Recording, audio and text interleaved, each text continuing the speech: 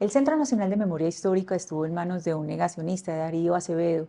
Él negaba que hubiera existido un conflicto. En esa gestión, la Jurisdicción Especial para la Paz dictó una serie de medidas cautelares para dos colecciones. Una es la colección Voces para Salvar a Colombia y la otra la colección Sanaciones, que es de unos grupos indígenas. A esta última sí se le retiraron las medidas cautelares, mientras que la primera las conserva todavía. Esa es una parte de la coyuntura. Otra parte de la coyuntura es que pasamos por algún lugar de la ciudad de Bogotá y siempre vemos el Museo Nacional de la Memoria. Y ahí está ese museo, pues, esperando ser ese gran museo en el que vamos a ver parte de nuestra historia. Y en 2 días será el Día de las Víctimas, el 9 de abril. Entonces estamos en el lugar preciso para hablar de todos estos eventos y de todo esto que ha pasado, que es el Centro Nacional de Memoria Histórica. Bienvenidos a Entrevistas Cambio y muchas gracias, directora María Gaitán, por estar acá, por invitarnos y permitirnos estar aquí con usted.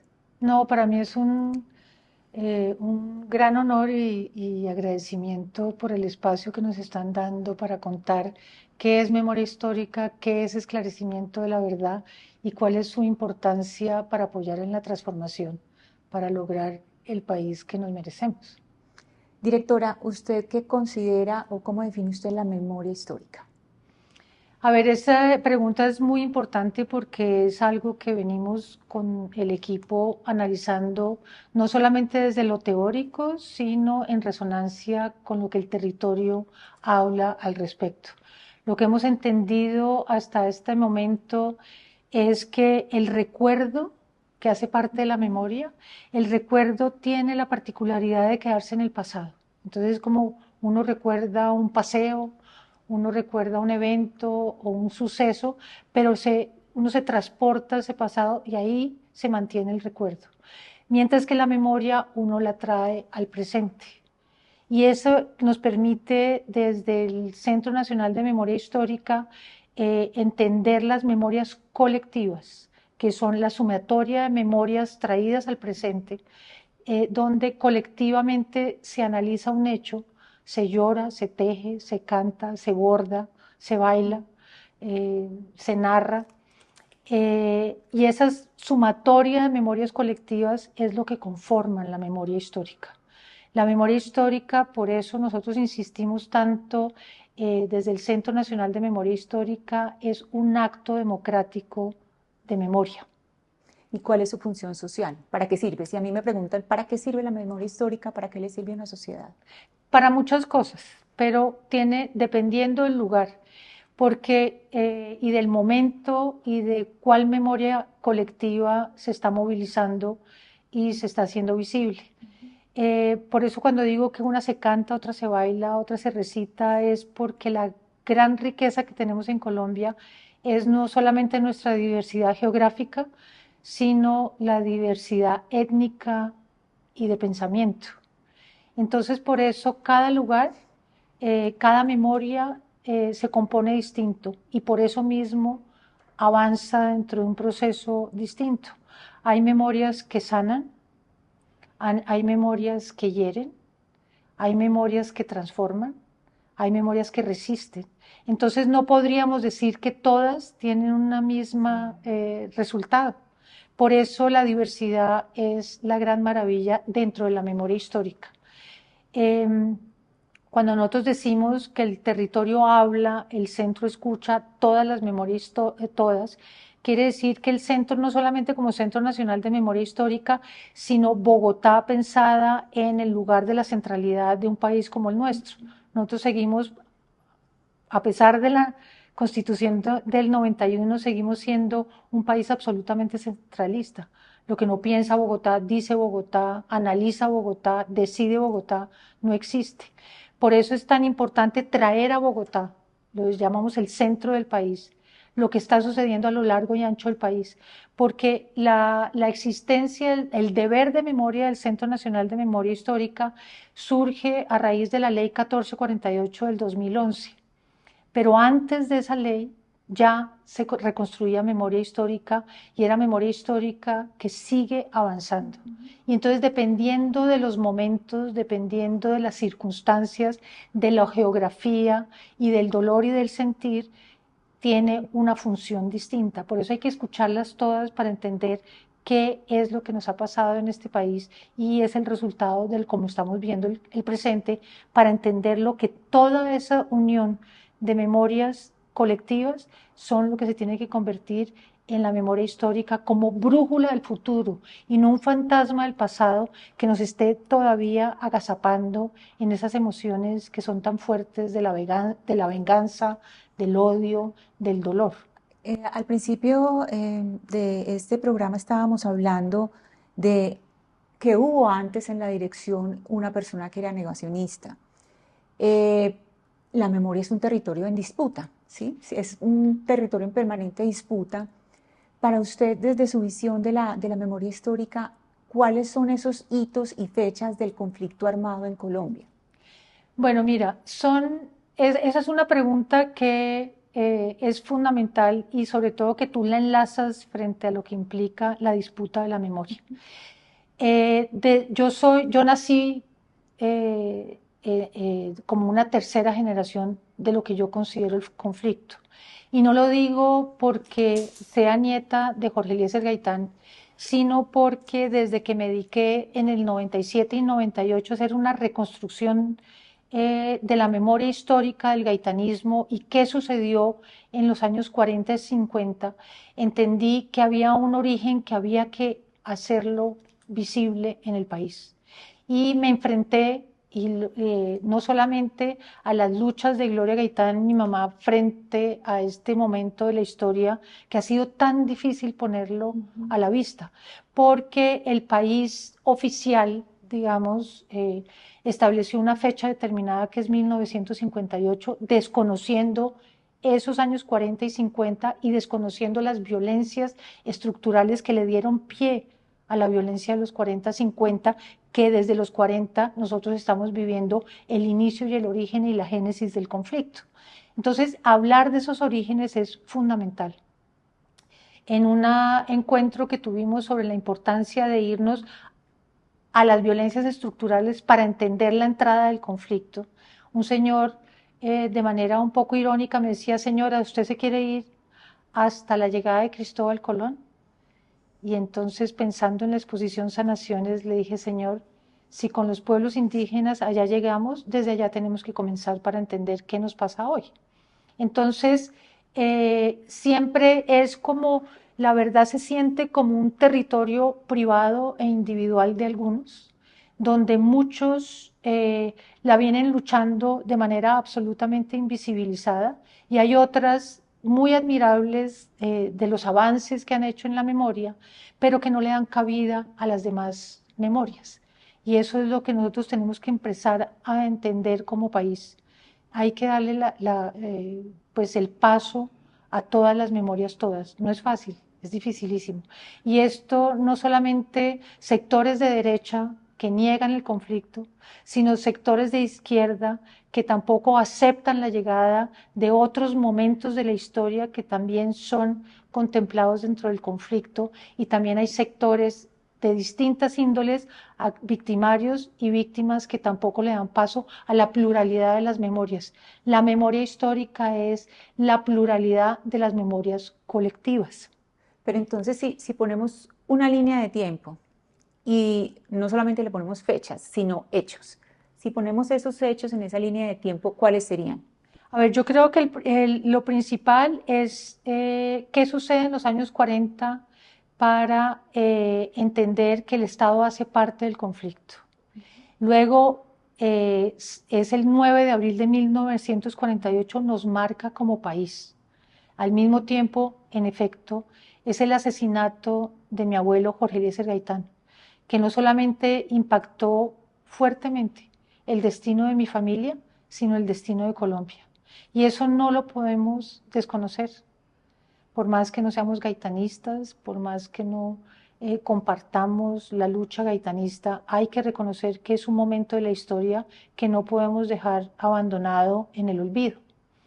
La creación de las guerrillas es fundamental, pero hay que entender cómo surgen las guerrillas. Entonces, fechas como 1964 son importantes. Ahí me estoy brincando momentos fundamentales también de la creación del Frente Nacional, que hace un borrón y cuenta nueva, que nosotros seguimos empantanados en ese borrón y cuenta nueva, dándole eco a ese borrón y cuenta nueva.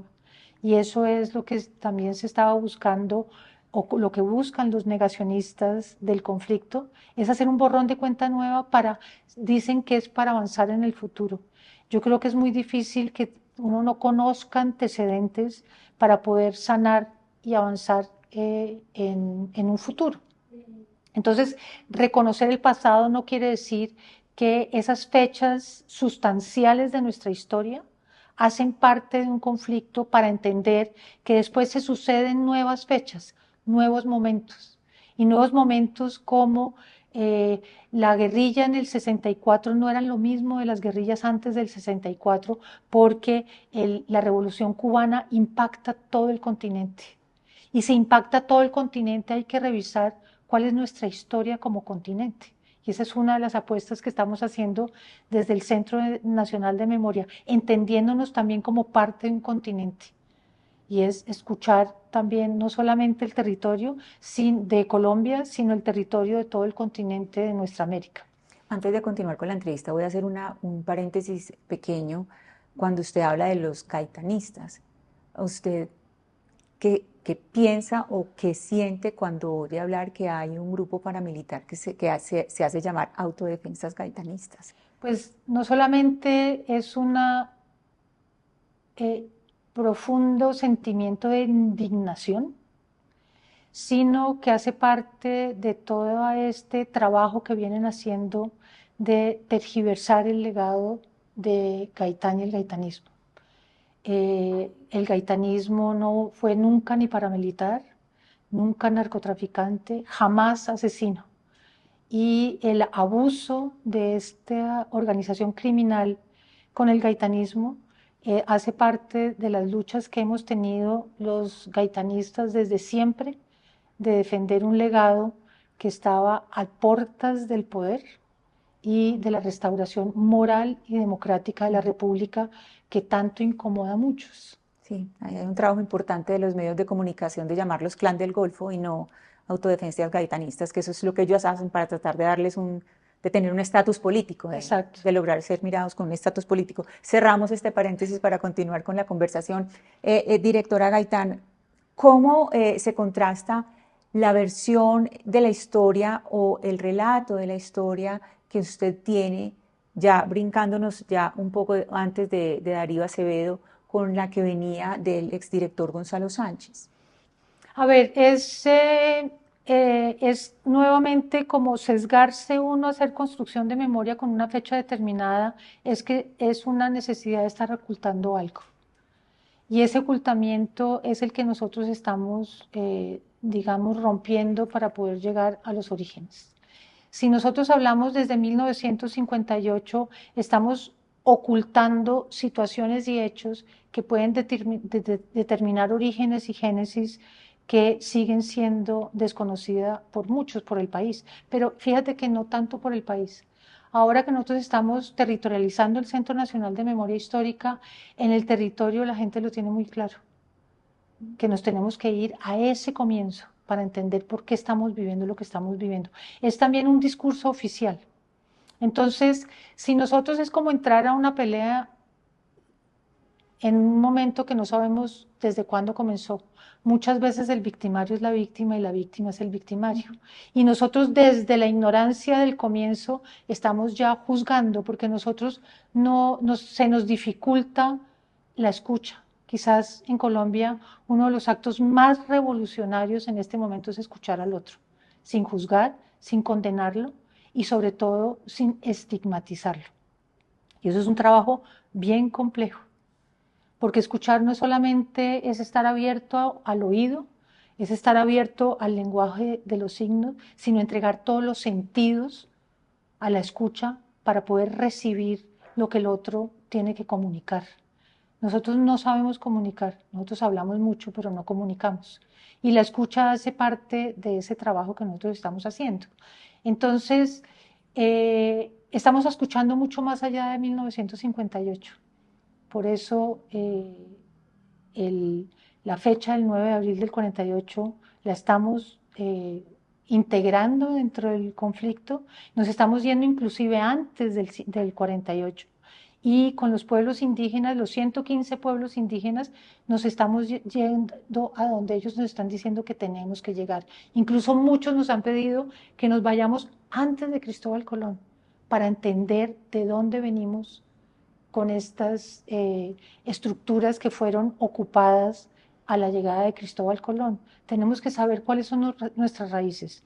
Y eso hace parte de lo que tú hablabas de Sanaciones.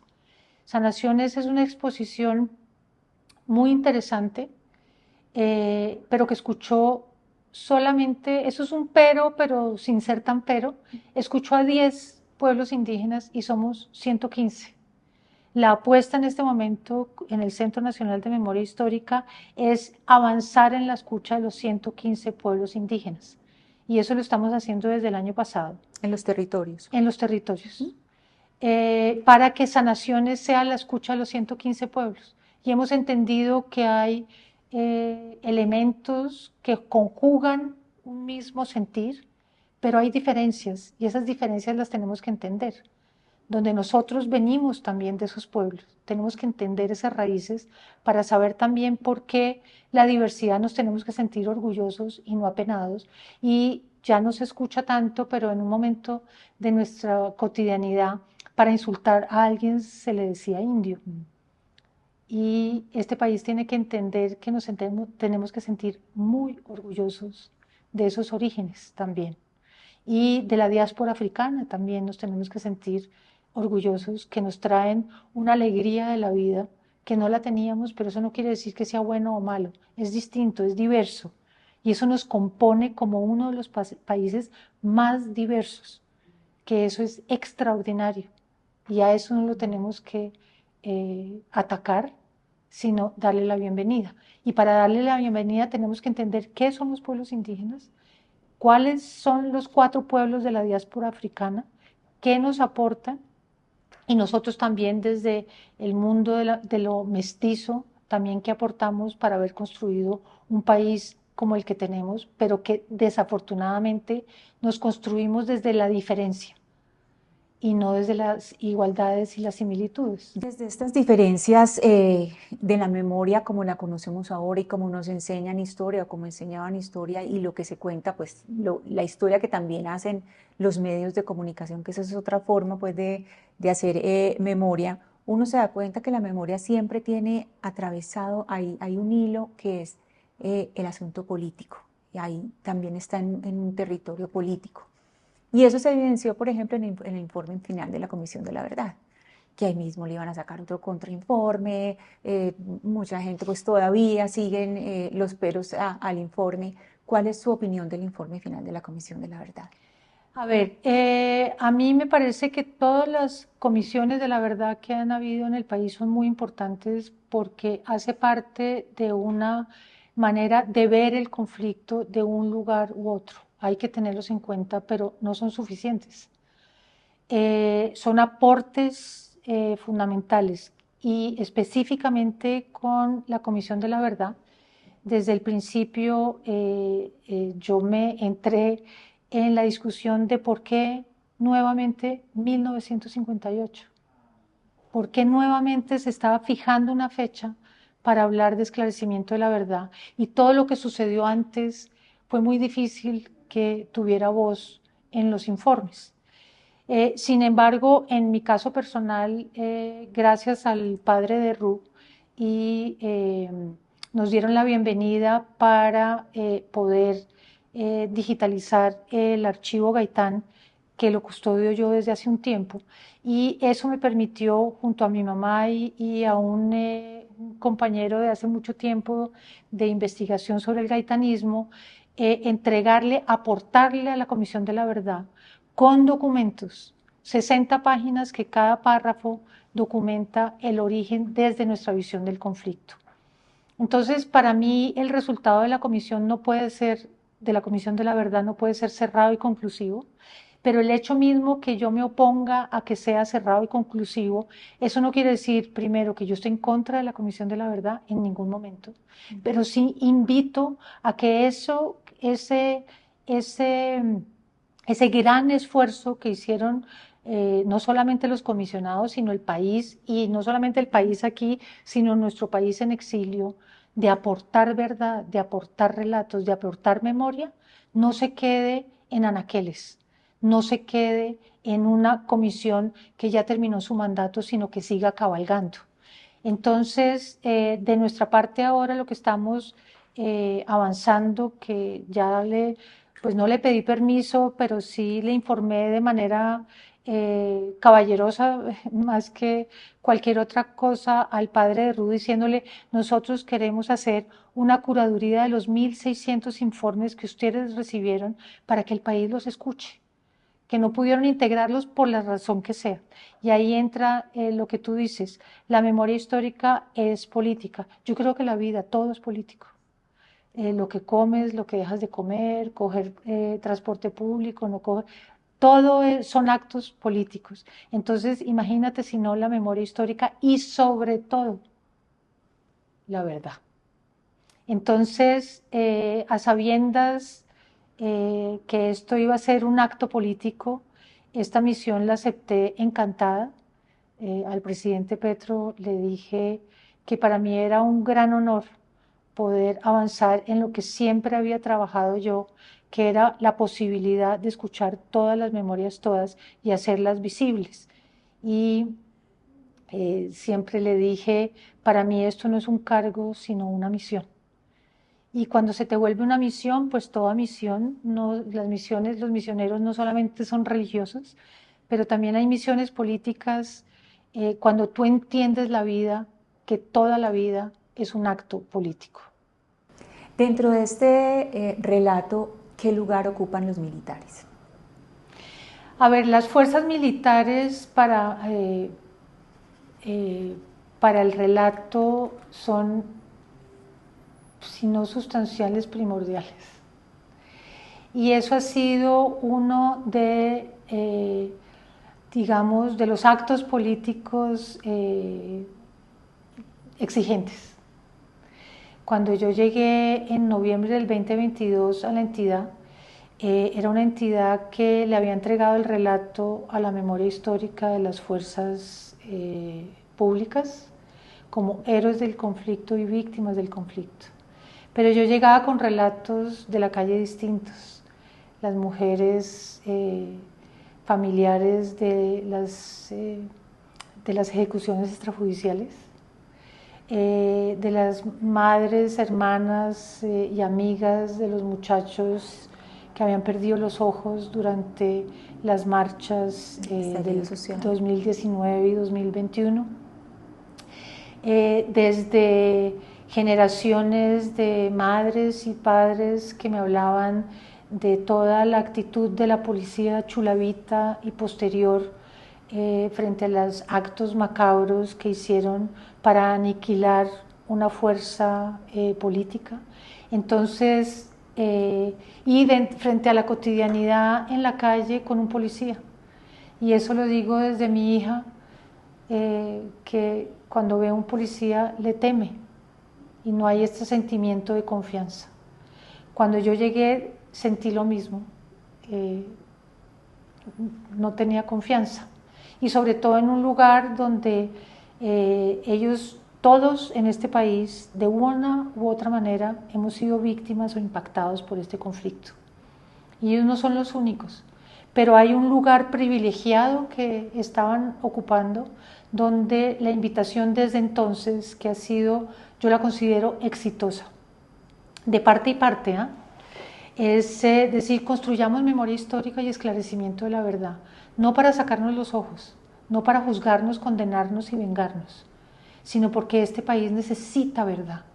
Necesita en el territorio, me dicen a lo largo y ancho de los recorridos que hacemos, yo solamente quiero saber qué pasó y quién dio la orden. Y yo desde ahí puedo empezar a avanzar en una posible sanación, pero en un camino que me dé la esperanza de que esto no se repita. Mientras yo tengo la impunidad del dolor que tengo, esto se me convierte en mayor presión en el corazón. Yo tengo que liberar mi corazón. Y esa liberación del corazón empieza por la verdad. Entonces, eso es lo que venimos trabajando con los 4 entidades de la fuerza pública. Ellos tienen de todas maneras en las entidades oficinas de memoria histórica, pero estamos invitando es que le sumen el esclarecimiento de la verdad y preparar también a la sociedad para recibir esa verdad y ese esclarecimiento de la verdad, cosa que no sucedió en los acuerdos del 2016 con los firmantes de paz. Yo creo que al mismo tiempo que se firmaban los acuerdos, había que preparar al país para darle la bienvenida a los firmantes con aportes de memoria y verdad.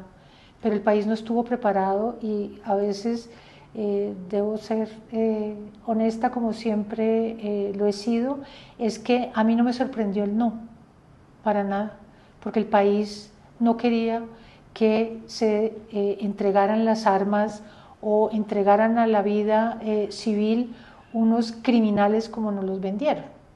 Entonces hay que preparar a la sociedad para lo que viene ahora también de la paz total, y eso es parte de lo que nosotros estamos haciendo en el Centro Nacional de Memoria Histórica, de la misma manera como en épocas anteriores sí se preparó al país para la desmovilización de los paramilitares, hasta les pusieron tapete rojo en el Congreso. Aquí les cerraron las puertas a integrarse en la sociedad. Entonces el trabajo que ustedes están haciendo aquí, directora Gaitán, dentro del Centro Nacional de Memoria Histórica está articulado con la paz total. Absolutamente articulados, y sobre todo que, como bien lo ha dicho el presidente Petro, para este pacto nacional necesitamos verdad, educación y tierra. Nosotros hacemos parte de verdad y de educación, y esa educación, frente más que educación, es una pedagogía frente a lo que ha sucedido. Nuevamente, y lo repetiré, y me lo repito a mí misma, no solamente lo repito hacia el exterior, sino hacia mi interior, todo esto no es con sed de venganza y odio, sino con la posibilidad de entender qué nos ha pasado como país, para que juntos y juntas podamos modelar el país que tenemos enfrente y que no hemos logrado componer. En 2 días se celebra, se conmemora el Día de las Víctimas, se conmemora el Día de las Víctimas. ¿Qué va a pasar ese día? ¿Qué eventos están organizando? Hay un decreto, el 4800 del 2011, que le da la obligación al Centro Nacional de Memoria Histórica a realizar eventos, a convocar instituciones, víctimas alrededor de esta fecha, que representa un símbolo para unirnos en una sola voz las víctimas del conflicto. Entonces, acatando ese decreto, nosotros vamos a hacer eventos en el Exploratorio Nacional, que es el lugar, quizás es el primer lugar de memoria que empezó a construirse como una ley de honores a Jorge Eliezer Gaitán. Entonces, en este lugar nos acoge para hacer un encuentro con víctimas de territorio y víctimas de Bogotá, para conversar con instituciones, con cooperación internacional, con distintos lugares de la sociedad, y vamos a hablar sobre cuál es la implicación de la memoria y la verdad como componentes para la paz total, y lo otro, qué significa el 9 de abril, qué significa una fecha que nos una para conmemorar los dolores de cada quien y de cada lugar y de cada región. El Museo Jorge Eliezer Gaitán, ¿qué es? Es un lugar que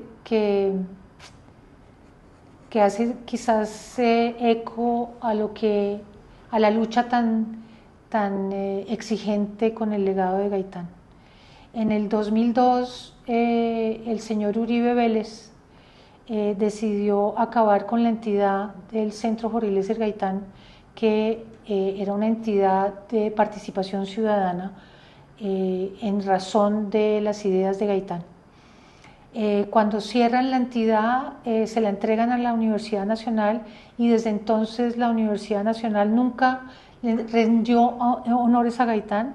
Al principio utilizó la casa como un museo tradicional, no como un acto político, porque la Casa Gaitán es cómo vivía uno de los hombres, sino el más importante político,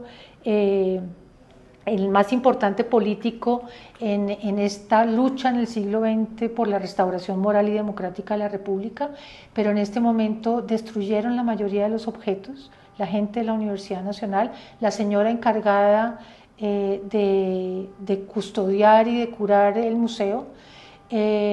Muchos se rompieron, otros desaparecieron, los tapetes los dejaron en la intemperie, entonces se desmoronaron, están llenos de bichos, entonces destruyeron la casa. Ahora lo que estamos haciendo como brújula del futuro, porque no hay que quedarse en ese pasado truculento, dramático y violento, es que en el plan de desarrollo logramos incorporar el Exploratorio Nacional como una apuesta de este gobierno del cambio para cumplir con las leyes de honores a Jorge Eliezer Gaitán, y es sacar adelante la obra del Exploratorio Nacional, y ya empezaremos con negociaciones con la alcaldía actual para que el museo vuelva a tener la dinámica y las actividades que tuvo durante tantos años, cuando la entidad era dirigida por la hija de Jorge Eliezer Gaitán y fue destruido bajo las manos de la Universidad Nacional. ¿Y ahí qué hay ahora? Están los objetos que quedaron a la deriva, empolvados, cayéndose las tejas de la casa.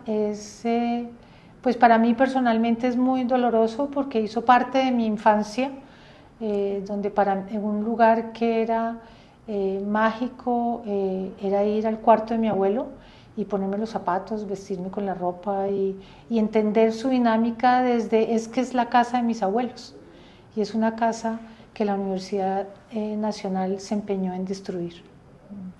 Sobre el Museo Nacional de la Memoria, ese museo, hay un cronograma, tenemos algo de cifras, porque las cifras de los costos han cambiado. A ver, este museo es interesante la pregunta, porque si bien es el deber del Centro Nacional de Memoria Histórica es diseñar, crear y administrar, no le dieron la competencia de construirlo. Eso hace que dependemos de un tercero para la construcción física del museo. Esto ha tenido desde el 2017 hasta el 2020 que empezó la construcción, tuvo muchas adecuaciones, muchos cambios, pidieron que fuera más barato, entonces había que eliminarle algunos lugares del proyecto original del museo, y desde el 2020 que empezó la construcción, encargada por la Agencia Nacional Inmobiliaria Virgilio Barco, el constructor incumplió, hubo algunas multas frente a este incumplimiento, hasta que se decidió hacer terminación, la ANIM decidió hacer terminación de ese contrato, y eso entró en una disputa de una demanda de la constructora OHLA por no seguirle otorgando la construcción.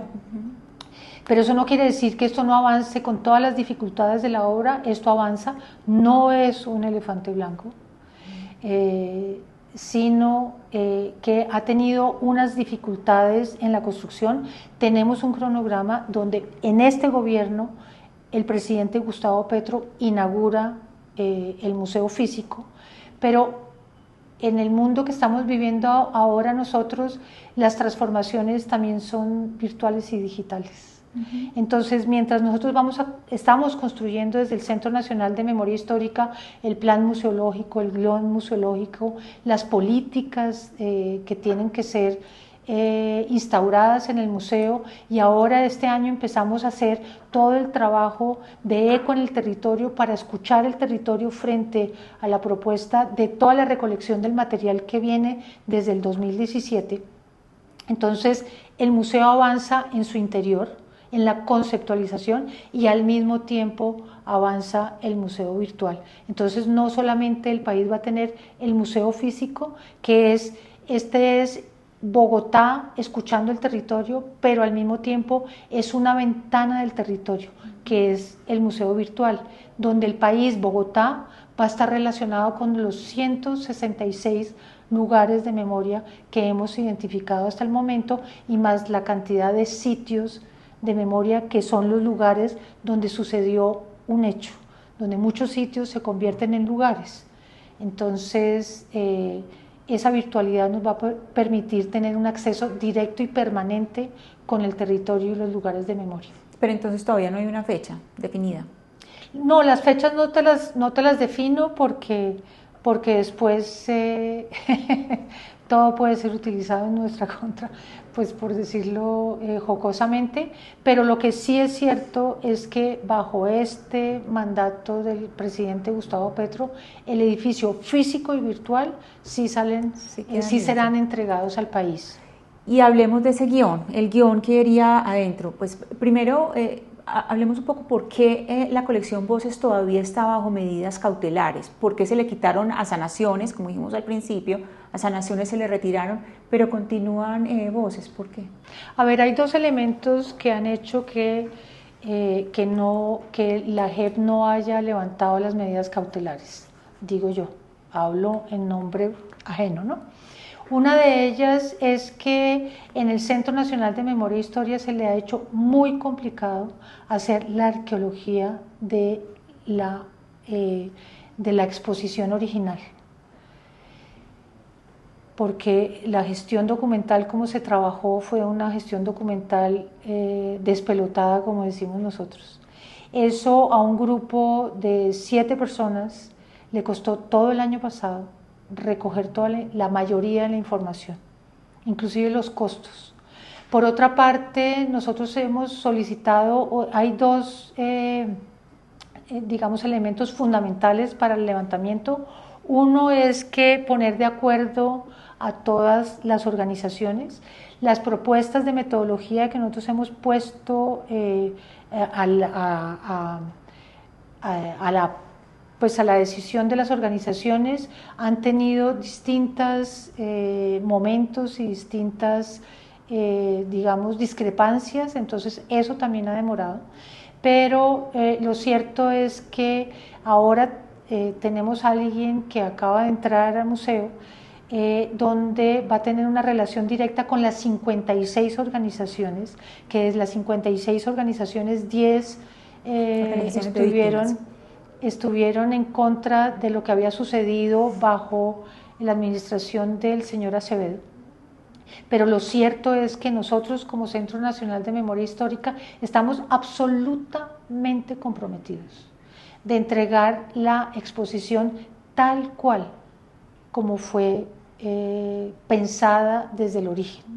Y eso estamos buscando también formatos distintos para que no solamente Bogotá y Cali lo escuchen, sino que todo el país lo escuche.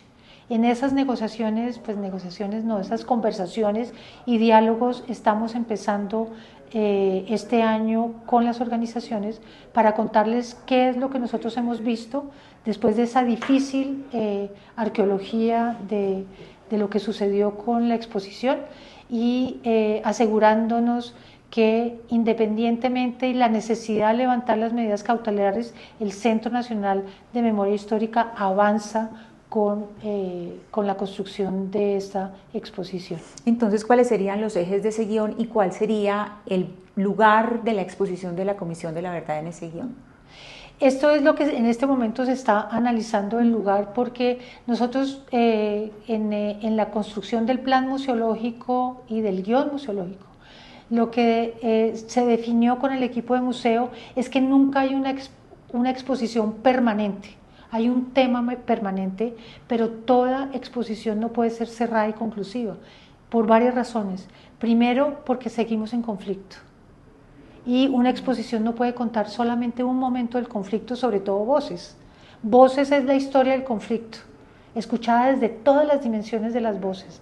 Entonces, no solamente hay que recuperar como cuerpo central la voces original, sino que con las organizaciones hay que ir sumando organizaciones para que se vayan incorporando de acuerdo al sentir original de voces, para que entendamos que seguimos avanzando desde las medidas cautelares, sigue avanzando el conflicto y que esa exposición también tiene una fecha que es 1958 y entender que hay un antes también del conflicto que hay que incorporar, que no lo volvamos como un impedimento para escuchar voces anteriores al 58.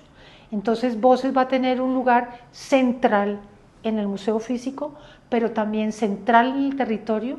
En este despliegue territorial que estamos haciendo, estamos buscando dispositivos para que todo el país se entere de qué fue Voces, el original de Voces para transformar a Colombia, y empiecen a componerla y recibir como ecos de lo que suscita Voces en el territorio. Sí, directora, ya para ir cerrando la entrevista, en noviembre del año pasado supimos de unas denuncias de acoso laboral y de persecución sindical. ¿En qué van esas denuncias y qué arreglos se han hecho con las personas que interpusieron esas denuncias? Bueno, ha sucedido varias cosas al respecto. A la fecha no he recibido ninguna notificación por parte de la Procuraduría acerca de las quejas por un presunto acoso laboral. En diciembre pasado, el Ministerio del Trabajo convocó una sesión de diálogo social entre las partes. El procurador delegado instó a realizar unas jornadas de capacitación al interior del Centro Nacional de Memoria Histórica para aclarar lo que significa un real acoso laboral y las conductas asociadas. También le aclaró a los participantes que el acoso laboral también se presenta desde funcionarios o contratistas hacia directivos y no solamente de directivos hacia funcionarios o contratistas. Cerremos con una recomendación, directora, y es, si en este momento nos están viendo de un pueblo, no sé, de Cesar, de Guaviare, y hay un grupo de personas que dicen estamos haciendo un museo de la memoria o tenemos un lugar de memoria. ¿Cómo hacen para comunicarse con ustedes? Usted me dice que están haciendo un trabajo de recolección de lugares de memoria. ¿Cómo pueden hacer? ¿Qué deben hacer? Bueno, hay dos mecanismos para hacerlo muy directo. Uno es que en este despliegue territorial nosotros estamos montando equipos en regiones cercanas y esos equipos lo que están haciendo es ir al territorio buscando lugares para acercarlos al equipo regional. Lo otro es acercarse directamente a la página, a los correos electrónicos que nosotros, todo lugar que manifiesta interés de recibir o apoyos técnicos o apoyos en iniciativas, nosotros respondemos para poder apoyar a todas las memorias, todas del territorio. Directora del Centro Nacional de Memoria Histórica, María Gaitán, muchas gracias por recibirnos aquí. A ti, inmensa agradecimiento por este espacio tan importante para que el país entienda la importancia de la memoria y libertad en la construcción de la paz en Colombia. A ustedes, muchas gracias por estar con nosotros. Les habló Ana Cristina Restrepo Jiménez. Hasta la próxima.